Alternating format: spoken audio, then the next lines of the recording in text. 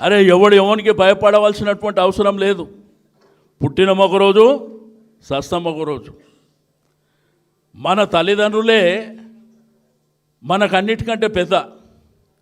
ఎవడో కుట్టంగాడు వచ్చి మన మీద దౌర్జన్యం చేస్తే వాడు ఒకటి కొడితే 10 కట్టే శక్తి మనకుంది.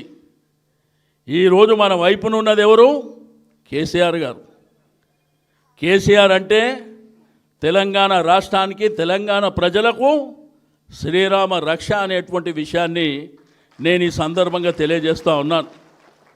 65 సంవత్సరాలల్లో ఏ రోజన్నా కరెంట్ 24 గంటలు వచ్చిన సంఘటన ఉన్నదా? తెచ్చిండా ఎవడన్నా? రెండోది అరిగోస, తాగడానికి నీళ్ళు లేవు, సాగునీరు లేదు.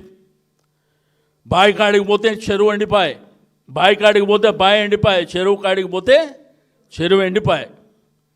తాగడానికి బుక్కడి నీళ్ళు లేవు. బిందెలు పట్టుకొని కిలోమీటర్ల దూరం తిరుగుతుంటే కేసీఆర్ గారు, నా ఆడబిడ్డలు బిందెలు పట్టుకొని కిలోమీటర్లు తిరిగే అవసరం లేదు, మిషన్ భగీరథ ద్వారా ఇంటింటికి నీళ్ళు ఇస్తా అని ఇచ్చిండా లేదా? కరెంట్ 24 గంటలు ఇచ్చిండా లేదా?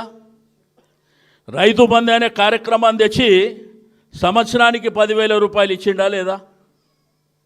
మరి ఆ రోజు ఇచ్చినటువంటి కరెంటు, ఆ రోజు ఇచ్చినటువంటి నీళ్లు, ఆ రోజు ఇచ్చినటువంటి రైతు బంధు ఎందుకు బంద్ అవుతుంది? ఇప్పుడు ఎందుకు బంద్ అవుతుంది? ఒకసారి మనం ఆలోచన చేయవలసినటువంటి అవసరం ఉన్నది.